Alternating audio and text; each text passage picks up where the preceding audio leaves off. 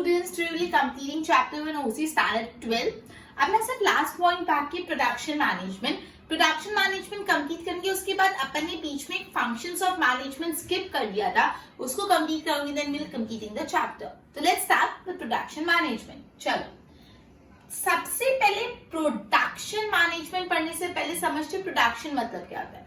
Production मतलब basically जो raw material होता है उसको फिनिश गुड्स में कन्वर्ट करना. सिंपल, जैसे कॉटन होता है, कॉटन की खेती होती है. कॉटन एक प्लांट है, एक एग्रीकल्चर प्रोड्यूस है. कॉटन को प्रोसेस करके कॉटन का क्लोथ बनाया जाता है. तो ये जो कॉटन से कॉटन का क्लोथ बना है, इसको क्या बोलते हैं? प्रोडक्शन. वुड है, वुड, फॉरेस्ट में वुड अवेलेबल है, वो वुड यूज करके फर्नीचर बनाया, तो वुड से जो फर्नीचर बना वो क्या है? प्रोडक्शन.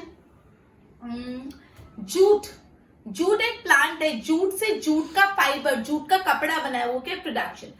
बेसिकली ये जो कॉटन से कॉटन क्लोथ बना, तो कॉटन था रॉ मटेरियल और जो कॉटन का कपड़ा बन गया होता फिनिश प्रोडक्ट. तो बेसिकली रॉ मटेरियल से फिनिश प्रोडक्ट बनाने के प्रोसेस को बोलते हैं प्रोडक्शन.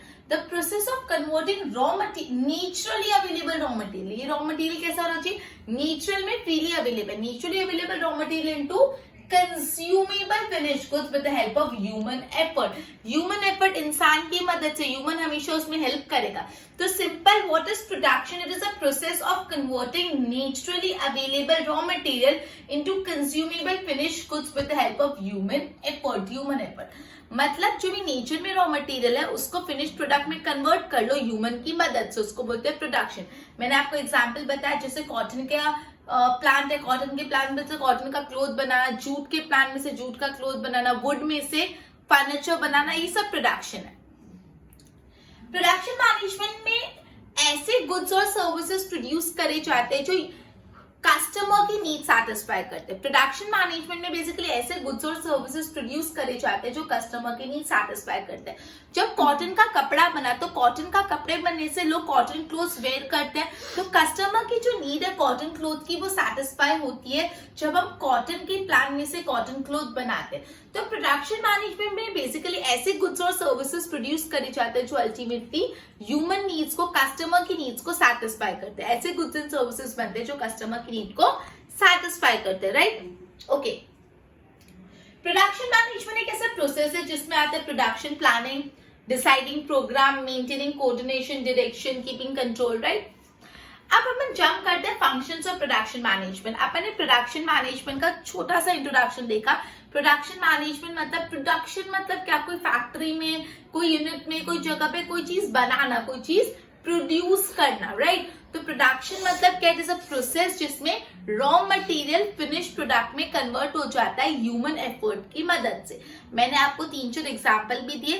फिर मैंने बताया प्रोडक्शन मैनेजमेंट में ऐसे गुड्स एंड सर्विसेज बनते हैं जिससे ह्यूमन वांट, कस्टमर की नीड सेटिस्फाई हो.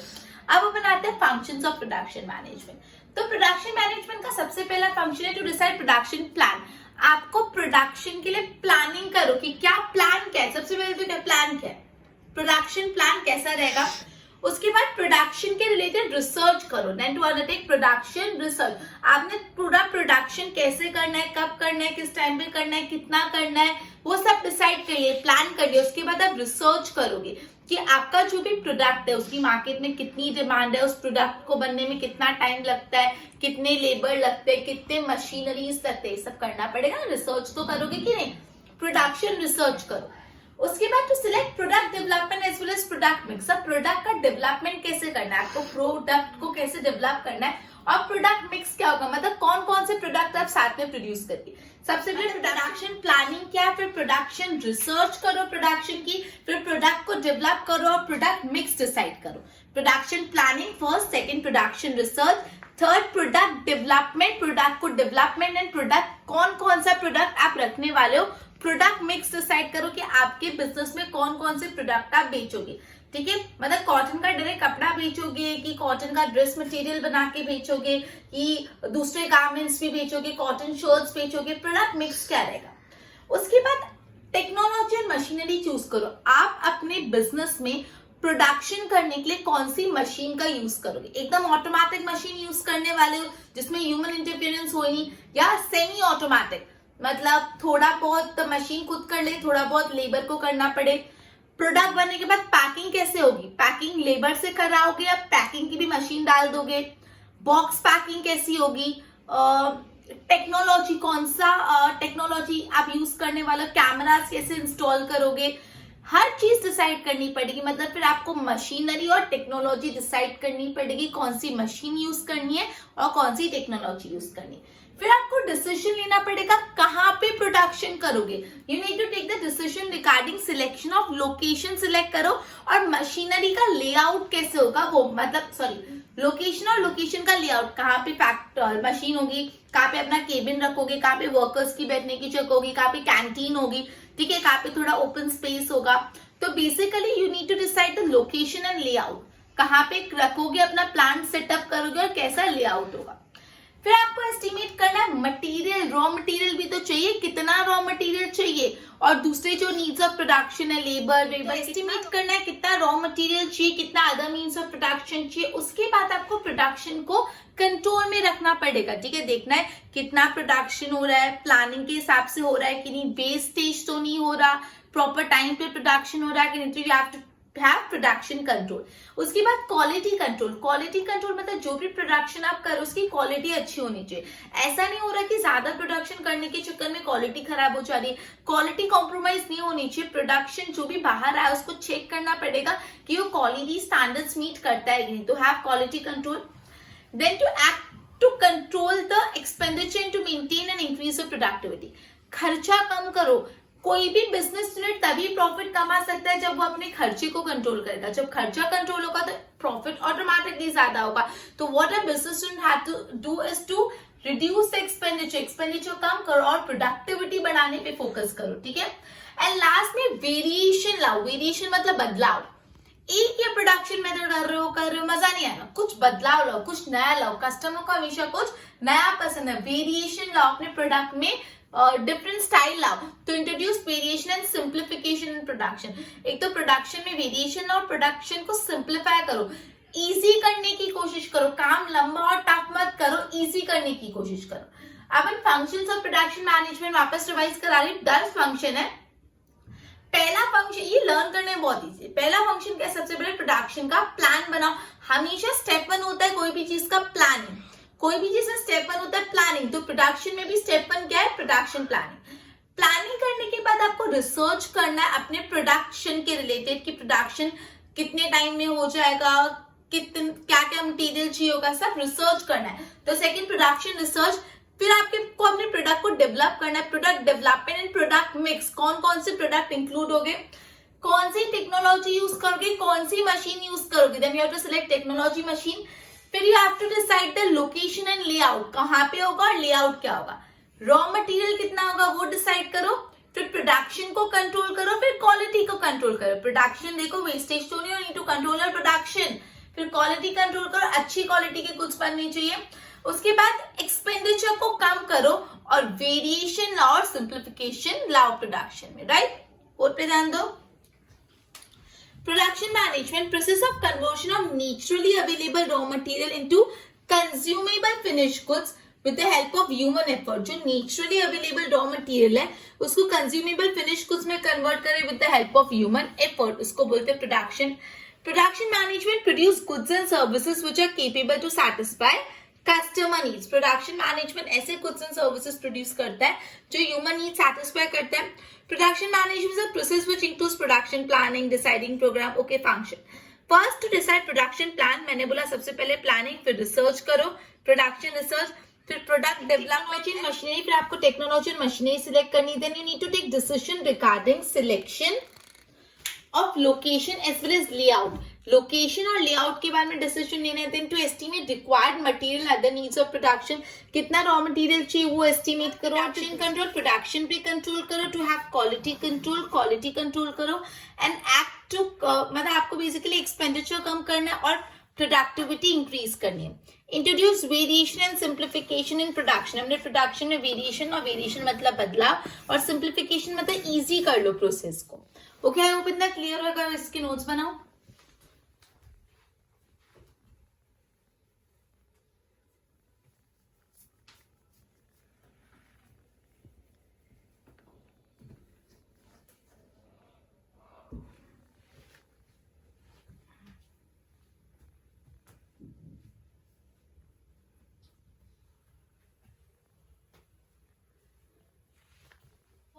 अभी अपन फंक्शंस ऑफ मैनेजमेंट पढ़ने वाले।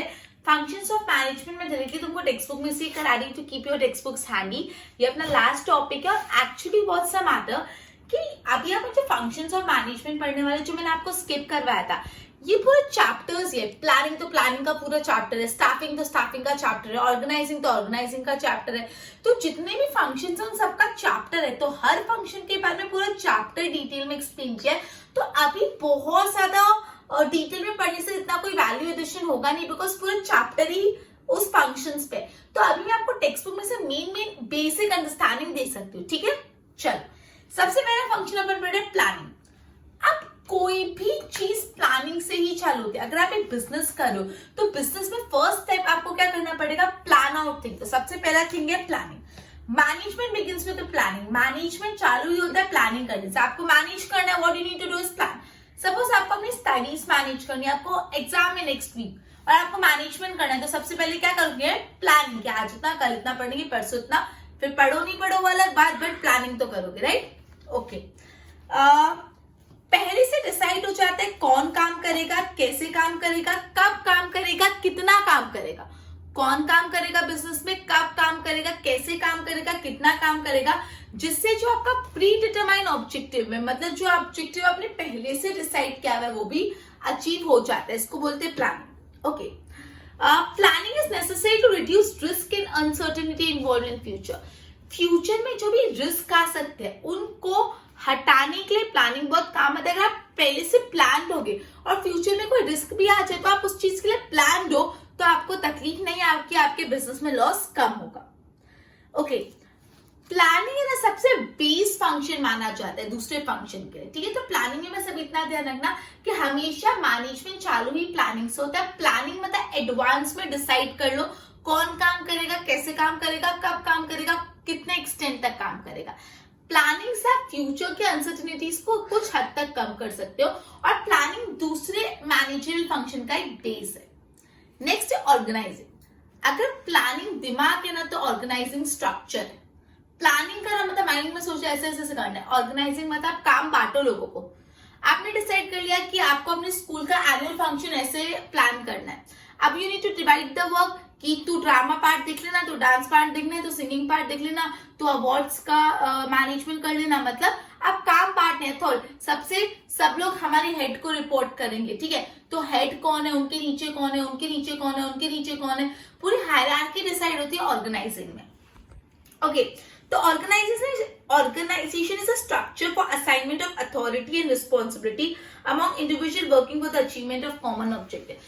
जितने भी लोग अपने ऑर्गेनाइजेशन में कॉमन मकसद अचीव करने के लिए काम कर रहे हैं, उनको अथॉरिटी दो और रिस्पॉन्सिबिलिटी दो कि ये तेरी अथॉरिटी, तेरे पास ये हक है, और ये तेरी जवाबदारी, तेरी ये रिस्पॉन्सिबिलिटी है, काम कंप्लीट कर लो।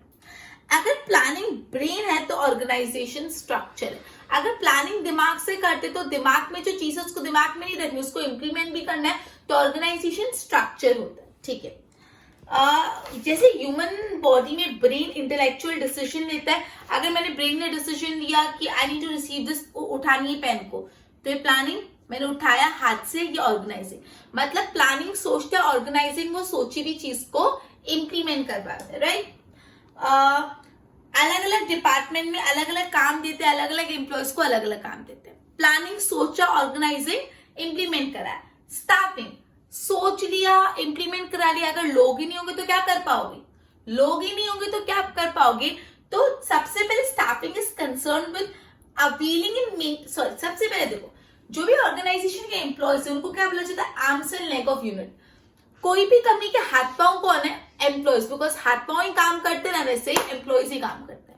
जैसे हाथ पांव अपने बॉडी में काम करते हैं ना, एक्टिविटी हाथ पांव से होती है, वैसे ऑर्गेनाइजेशन में भी एक्टिविटी किससे होती है, एम्प्लॉयज से। तो एम्प्लॉयज को क्या बोला जाता है, hands and limbs of the business. अब staffing is concern with availing and maintaining satisfactory man power. Man power मतलब एम्प्लॉयज, आपका एम्प्लॉयज अच्छा होना चाहिए, सैटिस्फैक्टरी होना चाहिए। अब स्टाफिंग मतलब आपको राइट पोजीशन पे, राइट टाइम पे, राइट नंबर पे, राइट क्वालिफिकेशन वाला एम्प्लॉय चाहिए। राइट टाइम पे राइट क्वालिफिकेशन वाला, राइट पोजीशन पे, राइट नंबर में अगर आपने एम्प्लॉय सिलेक्ट कर ली तो आपने स्टाफिंग अच्छे से कर ली। ठीक है, स्टाफिंग में आ जाता है, आपने स्टाफ को सिलेक्ट किया, एम्प्लॉय सिलेक्ट करी, उनको ट्रेनिंग दी, उनका ट्रांसफर किया, प्रमोशन किया, रिटायरमेंट किया, ये सारी चीजें आ जाती है। आपको हमेशा अपने एम्प्लॉयज का एंथुजियाज्म, जील, मोरल वो बढ़ा के रखना है। अगर आपके एम्प्लॉयज खुश होंगे तो वो अच्छे से काम करेंगे, और वो अच्छे से काम करेंगे तो ही आपका प्रॉफिट होगा। अगर एम्प्लॉयज दुखी होंगे तो अच्छे से काम नहीं करेंगे, अच्छे से काम नहीं होंगे तो अल्टीमेटली नो प्रॉफिट, राइट। तो एम्प्लॉयज को हैप्पी रखना, एम्प्लॉयज को सेटिस्फाइड और मोटिवेटेड रखना बहुत इंपॉर्टेंट है। कोई भी बिजनेस की जो सक्सेस है ना, वो उनके एम्प्लॉयज पे डिपेंड करती है। अगर अच्छे एम्प्लॉयज होंगे तो तरक्की होगी, और बुरे एम्प्लॉयज होंगे तो बिजनेस डूब जाएगा। तो सक्सेस ऑफ बिजनेस किस पे डिपेंड करता है? एम्प्लॉयज पे। Next function directing. डायरेक्ट करना मतलब रास्ता दिखाना। डायरेक्ट कर दो, जरा डायरेक्ट कर दो मतलब रास्ता दिखाओ। डायरेक्शन देना मतलब क्या होता है? एम्प्लॉयज को गाइडेंस देना। Direction means to guide and supervise the employees for achievement of objective. आपने अच्छे एम्प्लॉयज तो रख दी, लेकिन उस अच्छे एम्प्लॉयज को भी रास्ता दिखाना पड़ेगा, उनको सुपरवाइज करना पड़ेगा। तो जब आप अपने एम्प्लॉयज को गाइड करते हो, उनको सुपरवाइज करते हो, उसको बोलते हैं डायरेक्शन। मतलब तुम अपने एम्प्लॉयज को बता रहे हो कि ऐसे ऐसे काम करो जिससे बिजनेस के ऑब्जेक्टिव्स अचीव हो पाए। डायरेक्शन दो, ठीक है, समझो आप? डायरेक्शन देना। Okay, planning is done after defining objective, ideal organisation structure is form, staff is appointed. Okay, बोला है कि आपने प्लानिंग कर ली, अच्छा सा ऑर्गेनाइजेशन स्ट्रक्चर डिसाइड कर लिया कि ये टॉप पे रहेंगे, उसके बाद ये, उसके बाद ये। आपने एम्प्लॉयज भी अच्छे सिलेक्ट कर ली, एकदम मस्त एम्प्लॉयज, क्वालिफाइड। लेकिन अगर आप अपने एम्प्लॉयज को गाइडेंस नहीं दे पाए ना, डायरेक्शन नहीं दे पाए ना, तो प्लानिंग भी फेल, ऑर्गेनाइजेशन भी फेल, स्टाफिंग भी fail.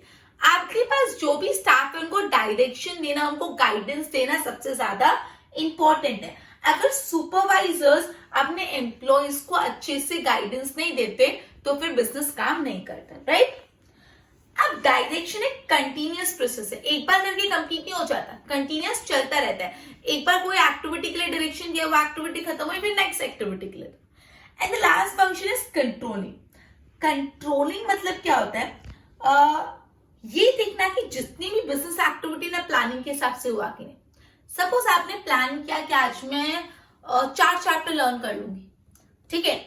At the end of the day सोने से पहले आप देख रहे हो आपके कितने चैप्टर्स टाइम, आपने 4 चैप्टर डिसाइड, आपके 3 ही चैप्टर हो पाए। तो ये क्या कंट्रोलिंग करना, कि क्या प्लान करी हुई चीज एक्चुअली हो रही है कि नहीं।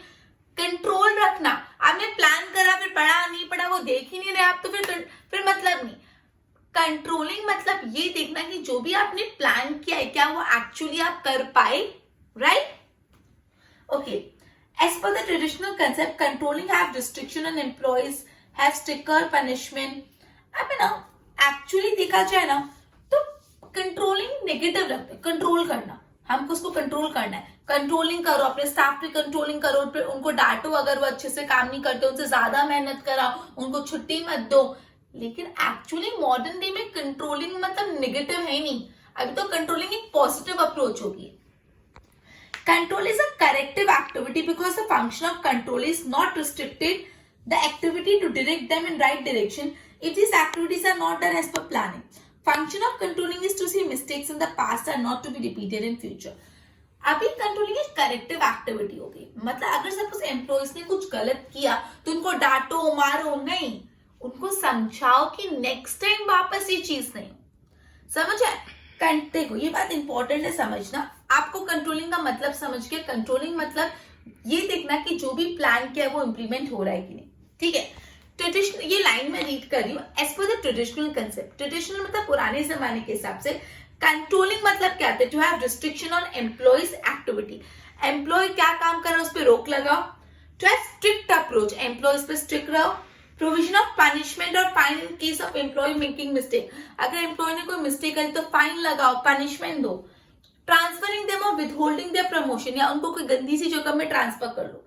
But it is a negative approach of controlling ये। लेकिन ये सारी अप्रोच किसी नेगेटिव, एम्प्लॉयज को डांटो, पनिशमेंट दो, ट्रांसफर कर दो, एम्प्लॉयज पे रिस्ट्रिक्शन लगाओ, ये कैसी अप्रोच हो गई है? Negative approach. Controlling is a positive approach in modern time. लेकिन मॉडर्न टाइम में कंट्रोलिंग कैसे अप्रोच है? Positive approach. कंट्रोलिंग एक करेक्टिव एक्टिविटी। करेक्टिव मतलब अगर आपने कोई गलती की है तो आपको समझाओ कि आप नेक्स्ट टाइम वो गलती मत करो। Because the function of controlling is not to restrict the activity. अभी कंट्रोलिंग का फंक्शन ये नहीं कि आप एक्टिविटी रिस्ट्रिक्ट कर लो, but to direct them in a right direction, but उनको सही रास्ता दिखाओ। If these are activities are not done as per planning, function of controlling is to see that mistake in the past are not repeated in future. Controlling का मकसद ये देखना जो आपने पास्ट में गलतियां कर दी वो फ्यूचर में नहीं करो। कंट्रोलिंग मतलब ये नहीं कि अगर आज आपने कोई गलती की तो डांटो पीटो मारो। कंट्रोलिंग मतलब अगर आज जो गलती होगी तो ये ध्यान रखो कि नेक्स्ट टाइम वो गलती नहीं होनी चाहिए। अपने फंक्शंस ऑफ मैनेजमेंट में प्लानिंग। प्लानिंग मतलब पूरा brain activity, you need to plan your things. Organising मतलब स्ट्रक्चर डिसाइड करो, कौन टॉप पे, कौन बॉटम, कौन मिडिल, कितने होंगे। स्टाफिंग एम्प्लॉय सिलेक्ट करो, डायरेक्टिंग एम्प्लॉय को रास्ता दिखाओ। कंट्रोलिंग ये देखो प्लानिंग के हिसाब से काम हो रहा है कि क्लियर। अपना चैप्टर पूरा कंप्लीट हो गया। Goodbye everyone.